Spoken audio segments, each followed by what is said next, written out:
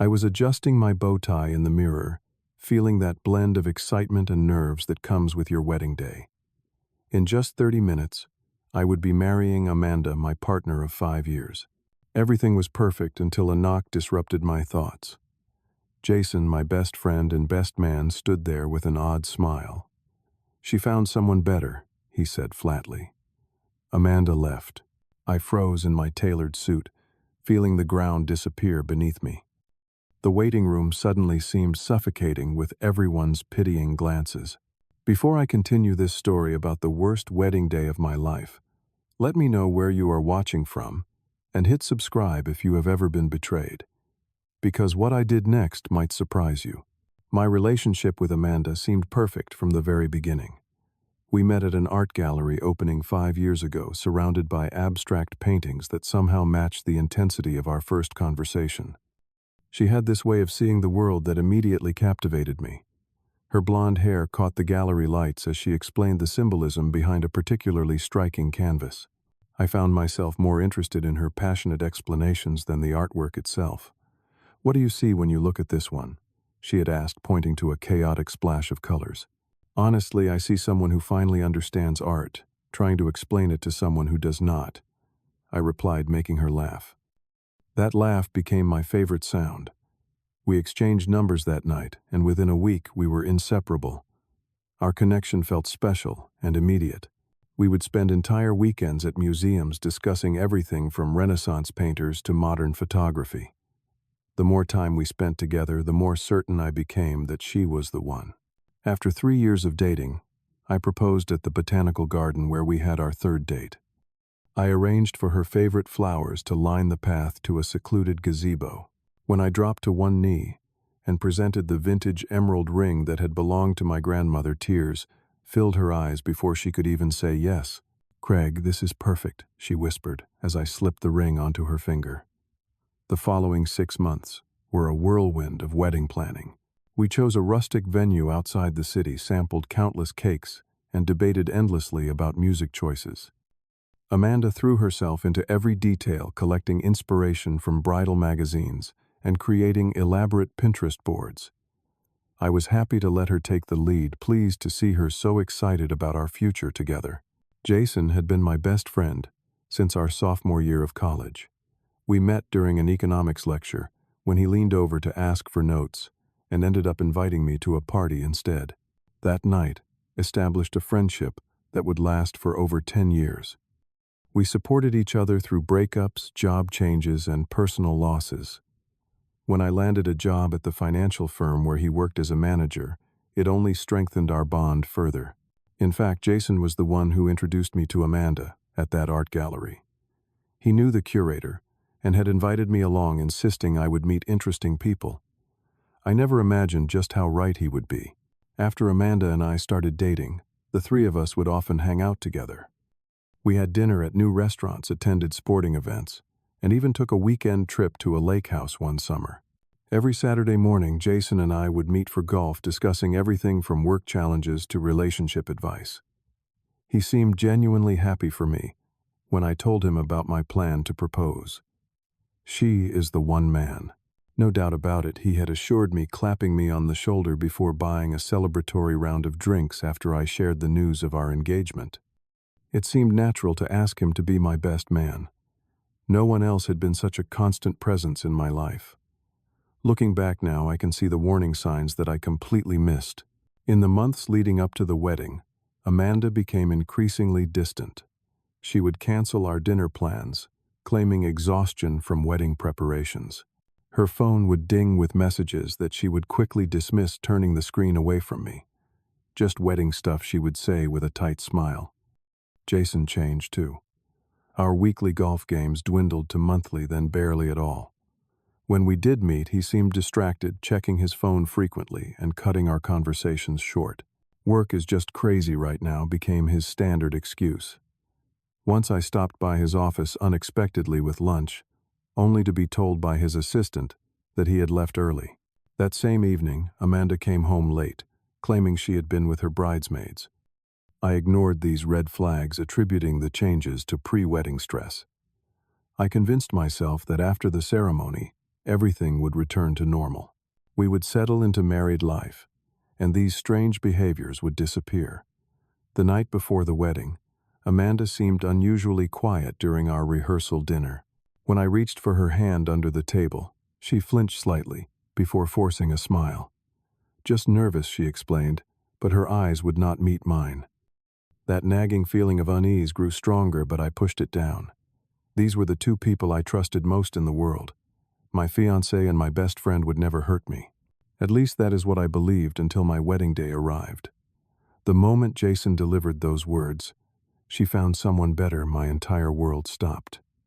I remember staring at his face, trying to process what he was saying. His expression held this strange mixture of guilt and something else, something that looked almost like triumph, buried beneath a veneer of sympathy. "What do you mean?" She left. I managed to ask, my voice sounding distant, even to my own ears. Jason shifted uncomfortably, looking down at his polished shoes before meeting my eyes again. "Amanda is not coming. She asked me to tell you. She said she is sorry, but she cannot go through with it." I felt like I was watching the scene unfold from somewhere outside my body. My hands were perfectly steady as I reached for my phone. There it was, a single text message from Amanda. "I am sorry. I cannot. Do not try to find me." No explanation. No real goodbye.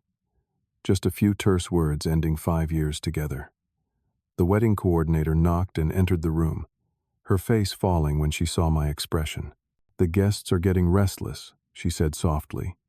"Should we make an announcement?" I nodded numbly and followed her into the hallway. As I walked past rows of expectant faces, I felt their pity like a physical weight. Parents, friends, colleagues, all watching, with expressions ranging from shock to sympathy. Someone started to approach me, arms outstretched for a hug, but I stepped back. Instead of breaking down, I did something that surprised even me. I smiled, a calm, almost serene expression. "The wedding is canceled," I announced to the silent room. "Please enjoy the food and drinks. No sense in letting good champagne go to waste." Then I walked out, leaving whispers erupting behind me. Once alone in my car, I sat motionless for nearly an hour, staring at nothing. It was only when my phone buzzed with concerned messages that I finally drove away from the venue, away from the life I thought I was about to begin. When I returned to our apartment, I discovered Amanda had cleared out most of her possessions. The closet was half empty, her toiletries gone from the bathroom. She must have been planning this for weeks, systematically removing her life from mine piece by piece, while I remained oblivious. Over the next few days, the full picture began to emerge through conversations with confused friends and neighbors. Mrs. Peterson from apartment 4B mentioned seeing Amanda and Jason together several times entering his building late at night.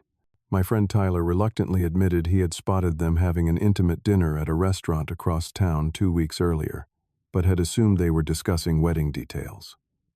"I should have said something," he apologized. "I just never imagined they would." He did not need to finish the sentence.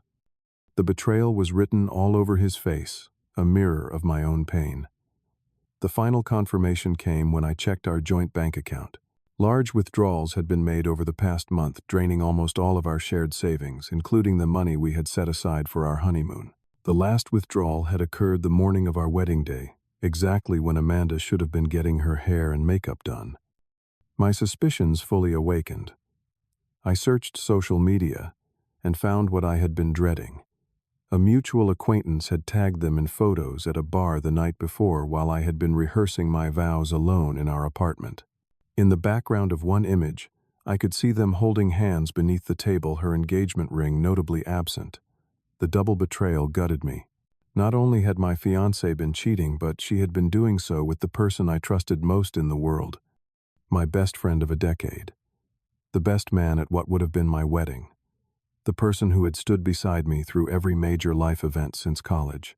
For 2 weeks following the wedding that never happened, I became a recluse. I ignored calls from concerned family members and friends. I called in sick to work so many times that my supervisor warned me my position might be in jeopardy. Food lost its taste. Sleep became impossible without the aid of sleeping pills. And even then, my dreams were haunted by images of Amanda and Jason, together laughing at my ignorance. The lowest point came when I accidentally discovered through a mutual friend's social media post that Amanda and Jason were vacationing at the exact resort in Bali I had booked for our honeymoon. They were literally living the life I had planned and paid for, seemingly without any remorse. That night I drank myself into a stupor, surrounded by wedding gifts I had yet to return and photos I could not bring myself to throw away. I had never felt so utterly betrayed, so completely worthless. The question, "What does he have that I do not?" played on endless repeat in my mind. My transformation began with a phone call I almost did not answer.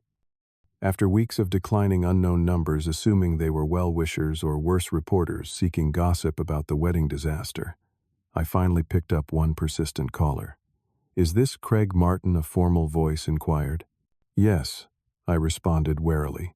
"This is Harold Greenspan, your Uncle Robert's attorney. I am calling regarding his estate. There are matters we need to discuss in person." Uncle Robert had been my father's older brother, a slightly eccentric but kind man who lived in a coastal town about 3 hours from the city. He had passed away 3 months before my wedding, but with all the preparations I had only been able to attend the funeral briefly. The following day I drove to the small law office where Mr. Greenspan presented me with the details of a surprising inheritance. Uncle Robert had left me his antique store, a charming if somewhat cluttered shop, located in the heart of the town's tourist district, along with a surprisingly substantial sum of money he had been quietly investing for decades. "Your uncle spoke highly of you," the lawyer commented, while I signed the necessary paperwork. "He left you a letter as well." That evening, sitting in a hotel room overlooking the ocean, I opened the sealed envelope. Uncle Robert's cramped handwriting filled several pages, but one paragraph stood out. "Life will knock you down, sometimes in ways you never expected, and from directions you never thought to guard. The measure of a person is not how they avoid these falls, but how they rise afterward. Remember, Craig, resilience is not just about surviving, but about rebuilding something better from the ruins." I read those words repeatedly until they burned into my consciousness. Uncle Robert had lost his wife to cancer in his 30s, had weathered business failures and personal setbacks, yet had always maintained an optimistic outlook that I had admired. Now he was offering me wisdom from beyond the grave, exactly when I needed it most. That night, staring at the moonlight, reflecting off the waves, I made a decision. I would not let Amanda and Jason's betrayal define the rest of my life. I would not allow their actions to determine my worth or happiness. This inheritance provided an unexpected opportunity for a clean break, a chance to rebuild far away from the ruins of my former life. The next morning, I composed a brief resignation email to my firm, packed my minimal belongings, and officially took possession of timeless treasures, my uncle's store. Walking through the shop for the first time as its owner, I felt something stir within me, a sense of possibility I had not experienced since before the wedding disaster. The store was filled with an eclectic collection of antiques, from Victorian furniture to mid-century modern pieces, vintage books, and collectible items. While I had no experience in the antique business, I had always shared my uncle's appreciation for objects with history and character. The store represented not just a business, but a philosophy, a celebration of things that endured and even improved with time. Over the following weeks, I threw myself into learning everything about the antique trade. I connected with my uncle's suppliers, studied pricing guides, and familiarized myself with the inventory. The local business community, who had adored my uncle, welcomed me warmly, offering advice and support. Marcus, the owner of the coffee shop next door, became my first real friend in town. "Your uncle used to say this place kept him young," he told me one afternoon as he helped me rearrange the display window. All these old things reminded him that beauty and value only increase with time and care. I took those words to heart as I began to modernize certain aspects of the business. I created a website showcasing our inventory, started an Instagram account featuring our most interesting pieces, and implemented a proper inventory management system. Weekend tourists began to stop by more frequently, and sales steadily increased. 3 months into my new life, I had a breakthrough idea while helping a customer search for a specific rare book we did not have in stock. What if collectors could easily search for specific antiques across multiple independent stores? I began developing an app that would connect antique dealers and buyers nationwide, creating a specialized marketplace for unique items. Working late into the night, I built a prototype and reached out to other store owners in neighboring towns. The response was enthusiastic, with many eager to join the platform. A tech-savvy customer, who happened to be a retired software developer, volunteered to help refine the code, and within 2 months, Vintage Vault launched with 30 participating stores. The app quickly gained attention in the antique community and beyond. A small feature in a national lifestyle magazine brought unexpected visibility, and soon investors were reaching out with interest.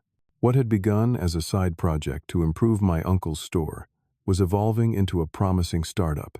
One crisp fall morning, exactly 3 months after I had left my wedding in humiliation, I received an email from a venture capital firm interested in acquiring a significant stake in Vintage Vault. The valuation they proposed was in the millions, a figure that seemed almost unreal after my modest existence in the small coastal town. While contemplating this offer, I received news through a former colleague that my old firm was facing financial difficulties. An internal investigation had uncovered accounting irregularities in several major accounts, all of which had been managed by Jason.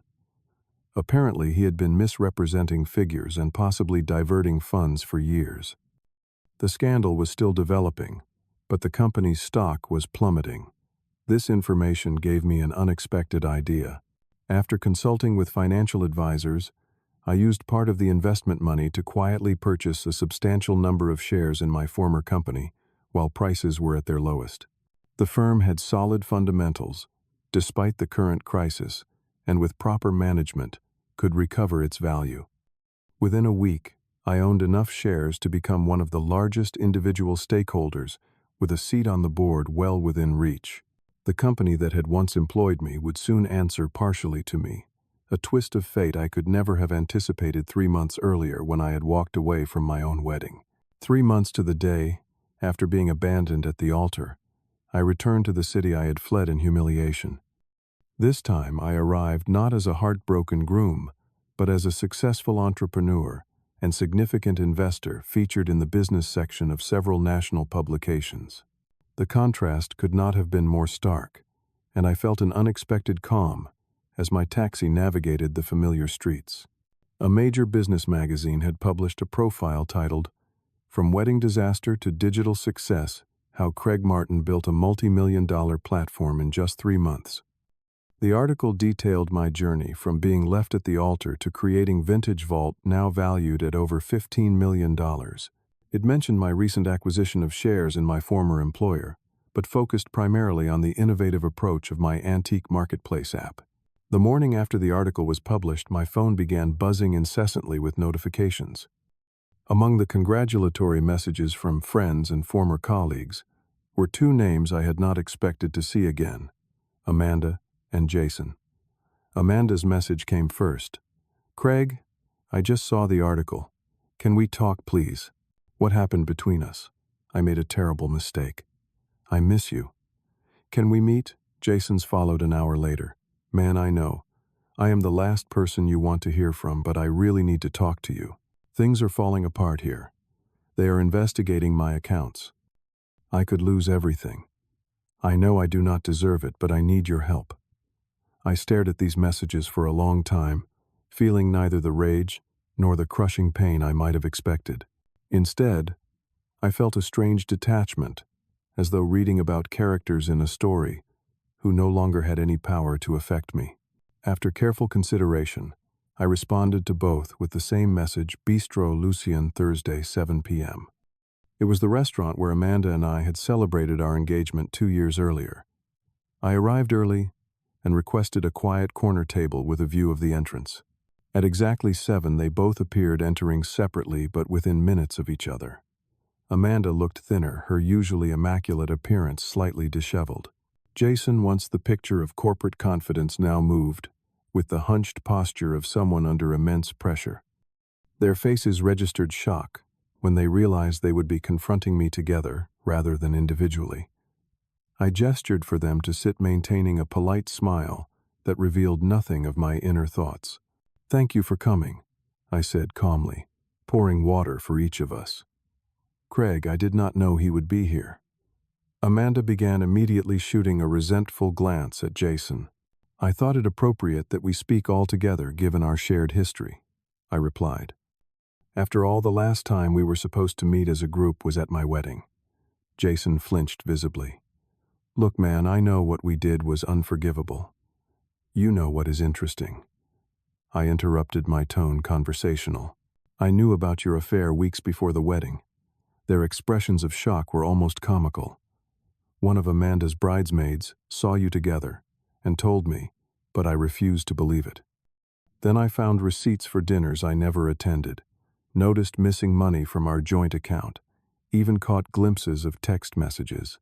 But I trusted you both so completely that I convinced myself I was imagining things." Amanda's eyes filled with tears. "If you knew, why did not you say something? Because I wanted to hear it from you. I wanted to give you both the chance to be honest with me. Instead, you waited until my wedding day to humiliate me in front of everyone we know." Jason looked down at the table. "The company is pressing charges for financial misconduct. I might go to jail." "Yes, I know," I said. "In fact, I now own 15% of the company's shares. The board votes next week on new management. Your name has come up in those discussions, though not favorably." The color drained from Jason's face as he realized the extent of my knowledge and influence. "You engineered all this," he whispered. "This was your revenge." I shook my head. "No, Jason. You engineered your own downfall by stealing from the company and betraying your best friend. I simply built a new life for myself and made some strategic investments."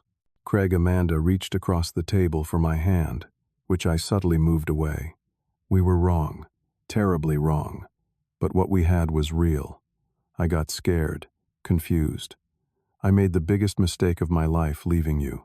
We could start again." I studied her face, remembering how once I had thought I could read every emotion in those features.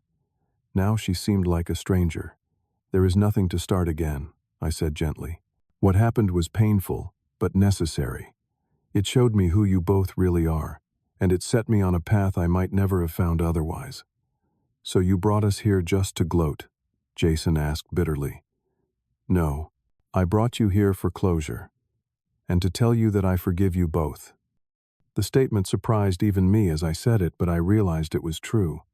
The anger and pain that had once consumed me had been transformed during my months of rebuilding. "You forgive us," Amanda repeated incredulously. "Yes. Not for your benefit, but for mine. Holding on to resentment would only give you continued power over my life. I choose to let it go." I stood up, placing enough cash on the table to cover their meals. "Jason, I cannot help you with your legal troubles, but I will not actively work against you either.